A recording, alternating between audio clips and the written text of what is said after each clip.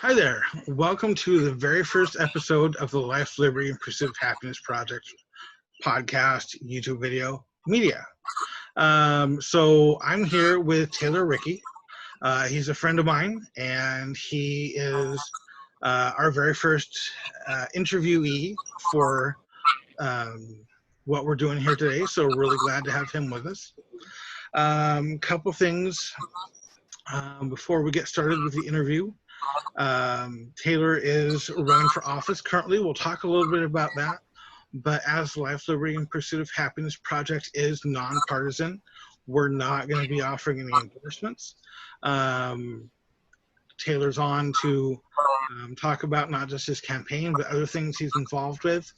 And we really just want to open communication. And welcomed in the community, not just, used as a political pawn. And the Libertarian Party, to me, has always supported gay rights since its inception in the 70s. So, I mean, that's a big one for me. So. Okay, cool. Before we go any further, I have to apologize. You're going to cut out for just a minute there. During that answer, my finger accidentally bumped a button and it paused recording. So, we'll just roll with it. Okay. But I do apologize for that. Shouldn't be any more than a second or two that's cut out. So, I have a little bit similar of a story as far as leaving the Republican Party. I used to be a Republican, and there were several things that kind of started me moving out the door. But then kind of the final straw for me was, I can't remember what state it was. It was in the South. I can't remember if it was Georgia or Alabama. I want to say it was one of those, but I think it was 2014. There was a primary election, and whatever state it was has open primaries, and the establishment, the incumbent candidate, was a very moderate Republican, and there was a Tea Party challenger that was a lot more conservative, a lot more freedom-oriented. And the establishment party, or of the Republican Party, actually went and started recruiting Democrats and people of other parties to come vote in their primary just to prop up the incumbent. And that was the final straw for me when I was like, you know what? All you're concerned about is staying in power. You're not concerned about what people want. You're not concerned about individual liberty, anything like that. It's all about the power. Yeah, I mean, I feel like that's a lot with both Democrats and Republicans, and finding the Libertarian Party was a blessing. Actually, in 2016, I'm sure a lot of people, held their nose and either voted for Donald Trump or Hillary Clinton, or more so voted against Donald Trump or Hillary Clinton. Yeah. But I did my research, and I found Gary Johnson and Bill Weld, and, I didn't agree with everything that they said, and I don't think anybody's going to fit 100% into a political party box, but, it was enough for me to be like, they appreciate freedom, they're worried about the national deficit, they want to end the wars. Republicans and Democrats, they say that they're different, but they're more alike than different, and it's about keeping the status quo. Yep, absolutely. Yep, I agree with you there. So what do you hope to accomplish by running for office? It sounds like you're, wanting change. How do you expect that you can be a change agent? Mostly with my ability to compromise. I think that's a dirty word in politics. People don't want to compromise, but it's what needs to happen. We all have ideas on what we need to do for society as a whole, especially Oregon here. But the left has their ideas, the right have their ideas, and then there's a whole bunch of people here in the middle, that we don't have our voices heard, we don't vote, I want to be a voice for them and bridge the divide between Republicans and Democrats and solve the problems together. If you can just excuse me for 1 second. Sure, no problem. Sorry. I will pause recording. All right, so we are back. Not a problem having to pause for a second. So that was your son that needed some attention for a moment. You've got a son. You mentioned you have a daughter. Yes. And then you're married, right? 3 stepdaughters. Three Yes. stepdaughters. Wow. Okay. I did not know that. So I was thinking there was a bit of a difference in age between your son and your daughter. So I was wondering if that was a step situation. So that's really awesome. Yeah. Actually, Jennifer and I will be married for 6 years on the 18th of this month. Congratulations. So that's exciting. Thank you. Yeah. So I'm assuming the youngest is yours together, and then obviously the 3 daughters are from her? Yes, that is correct. Okay. And how did you guys meet, you and your wife? We actually met at work. Okay. Believe it or not, this fun story. I saw her getting off an elevator, and I was like, "Wow, I need to get to know this woman." Right? Just saw her. Got to talking. One thing led to another. Just been together for 7 years, married for 6, and it just fit. She's a little bit older, 18 years older than me, but it worked because I don't know. I mean, I grew up faster than my age. I'm 29, but I have experience of 50-year-olds, I think. Sometimes that's the way it is, man. Absolutely. And you didn't grow up around here, right? Exactly. No, I actually grew up in Flint, Michigan. Okay. So what brought you out this way? My mom had married a guy, my former stepdad, and he painted bridges for a living. So when the Broadway Bridge in Portland needed to be painted, he drug us over here. And then he painted the Queen Bay Bridge in Newport, and then him and my mother got divorced. So, Okay. And you decided to stay here? I did. Oregon's just such a beautiful place. I fell in love with it. I mean, it's got the beaches, the mountains, the forest. It has everything you want, and the people are amazing. Absolutely. I completely agree with that. I really struggle with the idea of ever moving anywhere else. I've thought about it on occasion. I've had people who, I've done a long distance relationship a couple of times. One of those times, the girl I was dating was very adamant that if things were to move forward, I had to move out where she was. I really struggle with the idea of moving anywhere else because it's so beautiful here. Exactly. I mean, I can't think of another place where you have so much in such a small area. One day you could be up on top of Mount Hood snowboarding, and then the next day you could be at the beach, soaking up the sunshine. I mean, it's so much beauty in Oregon everywhere you turn, and I love it. Yeah, me too. I hear you. Let's see. So, getting back to your campaign, and let's say you're elected, what would your policy objectives be? Like, what would you like to focus on if you were elected? My main one right now is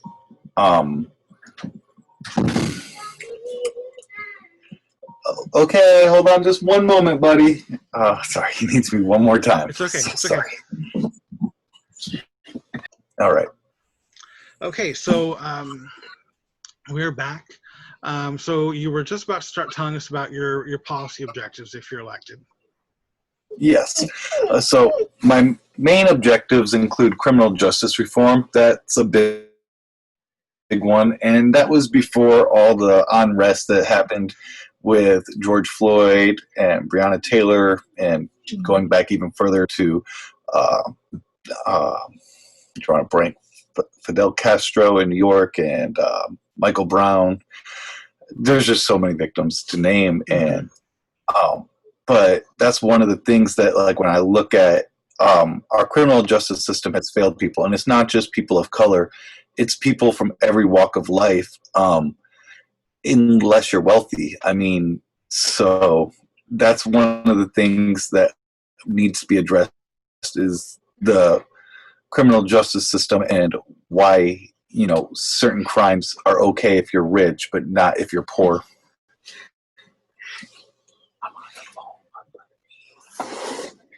Yeah, definitely. There's a lot of things that need to, I think, happen as far as criminal justice reform. And, you know, like you said, you were on that before some of these big name cases have started these protests. And that's one thing I appreciate about the Libertarian Party, is they've been a voice for that for years.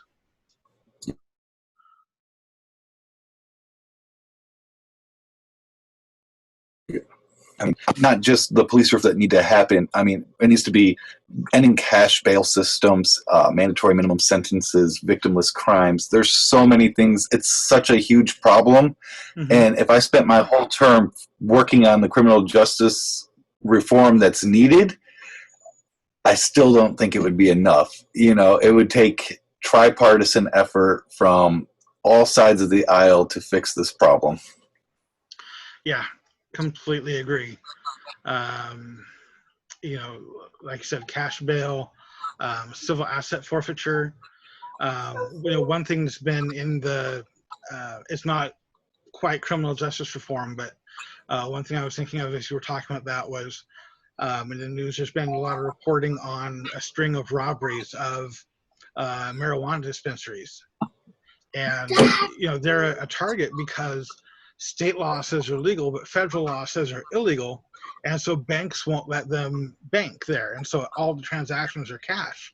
And so that just makes them ripe for targeting for robberies. Exactly. One moment. Sure. Yes, Jay. All right. All right, we're back. What were you saying? Oh, so yeah, the banks not letting marijuana dispensaries hold their money there because it's still federally illegal. I mean, yeah, that's crazy, because instead of drug dealers being robbed on the street, you have, you know, thousands of dollars just sitting there in the dispensary waiting to be robbed, you know. So we need to end the failed drug wars, because the only people that it's really hurting are the users that are normally victims themselves of addiction. Sorry about that. Yeah, no, it's all good. Yeah, it really is unfortunate. You know, and especially I think of people who've been convicted of drug-related crimes, a lot of times nonviolent ones. You know, people who are in jail for decades for, you know, a possession charge or something like that. And yet then there's people who get out in 2 years off murder charges. And then now you've got states legalizing marijuana, and yet there's people who are in jail for selling it, and it's a mess.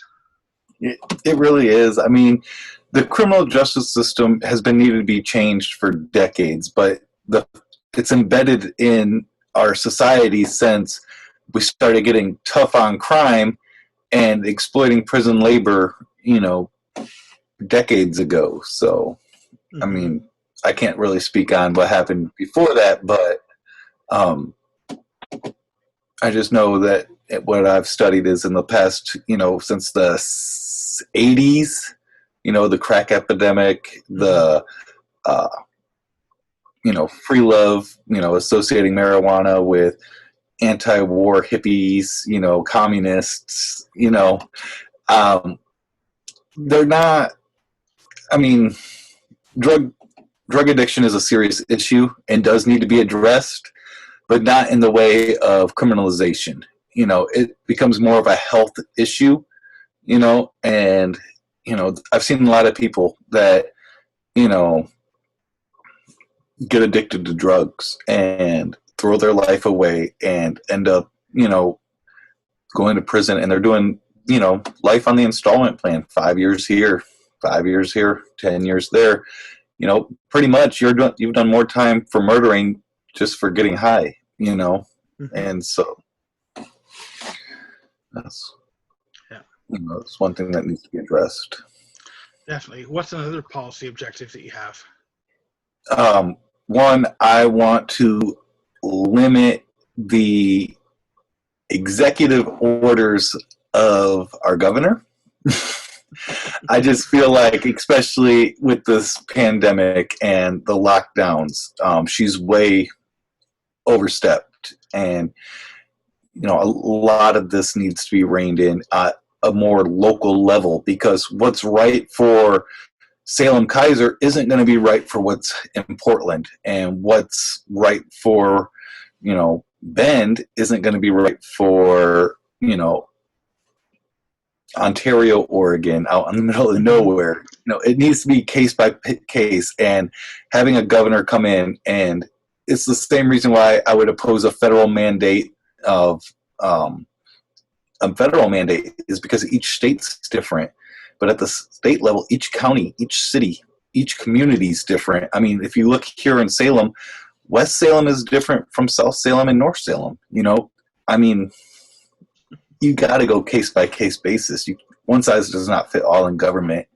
And I feel like that's where a lot of our problems come from, is when you get government in there trying to put blanket ideas over communities that it doesn't fit for. So. Mm-hmm.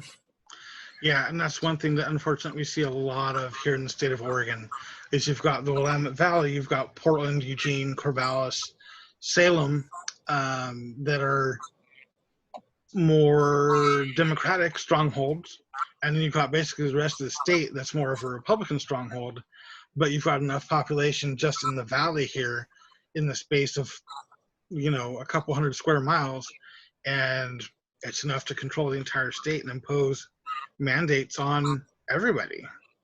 Exactly. And I mean, that's not representative of, Oregon is not a blue state.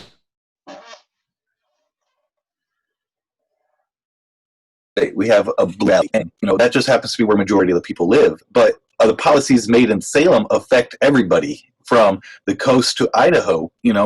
So we can't just make them, quote unquote, liberal policies. They need to be Oregonian policies. So when I get to the Senate, that's one of the things I want to work on, is letting them know, just because you have the power, you have the votes in the Senate, doesn't mean that you can use them to push your agendas. We still need to solve problems, and the way to do that is working together and not fighting each other over what letter is next to your last name. Yeah, absolutely. Any other big goals you have as far as policy objectives?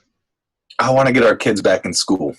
My son was devastated. He's 5, right? And he really wanted to start school this year. And now he has to learn it in front of a computer, and he doesn't get that, that first day of school feeling, that put your backpack on, go to the school bus type thing. He's missing out on this, well, now sit in front of their computer, they need that classroom environment. It's very important, because, that's how they learn. I don't have the traditional sense of education, but being around other people, socializing, that's how I learned. I was able to learn what you're about. I learn from your experiences, see what you're struggling with, and we can learn from each other. You don't get that in a Zoom classroom. So I really feel like we need to focus on, of course, the safety and health of our community as we fight COVID-19, but work on ways to getting them back to the classroom. If, John Doe can work at Walmart scanning bags for 1,000 different people a day, I think our teacher can sit in the class with the same 20 kids all day, So that's just my opinion. Mm-hmm. I really feel like we need to fix our education system, but we fix that by getting them back in the classroom first, Yeah, I mean, I think this is an issue I have a lot of mixed feelings on personally. My sister works in education, and so I know she and her coworkers have a whole lot of concern about the safety of going back to in-person schooling. When you've got teachers who, they're being told by their leadership, make sure you write out your will before you come back to work. When you look at school districts that have gone back to school and in person, and 3 days later they're closing because they've got so many cases exploding. It's a tough thing. Like I feel like there's no good answer when it comes to how to deal with this coronavirus in school. Yeah, I mean, it's definitely uncharted territory in 2020 because you have the aspect of it is a public health emergency. It is a pandemic stretching the whole world, not just locally. But at the same time, I mean, these are our kids, and I don't think an online education is the best tool to help them grow. I mean, I don't know. That's just my opinion. I mean, I would like to see them in the classroom, but only if they're healthy. I'd like to see something like a choice for teachers that want to teach in the classroom. Let them open up. Let parents sign up if they're comfortable with that. Match them together. If you're a parent and you want online school and you have teachers that want to teach online, I mean, you can make it so that it's match students with teachers that fit, and not just rely on by district or because you live on this street you have to go to this school and what they do you do. So Yeah, and I think that's important to that choice aspect. Whether it's when we talk about school choice, a lot of time it's public school versus charter school versus private school. But there are so many different options. My daughter currently is living in Washington with her mom, and today was supposed to be their first day of school back, and they actually basically didn't get any schooling done today because the online platform they're using was having issues, and so they had to just cancel and say, "Well, we'll try again tomorrow." And then I have another friend, and she was posting about her daughter on Facebook, and she was saying how well it's working for her daughter because her daughter has some anxiety and things. Is this the best fit these minds? I think we froze. Yeah, you did there for a second. So while we're waiting for you to come back, hopefully you're hearing me. I was sharing that, another friend of mine was talking about how online school was actually a really good thing for her daughter because of anxiety and things like that, she doesn't speak up or participate as much in the classroom, but online she's able to participate more and it works better for her. Are you there? I'm here.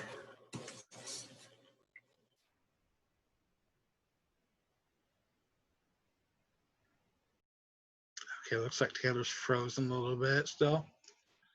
I'm going to pause recording and we'll see what we're doing here. All right, so unfortunately, we are going to have to call it there.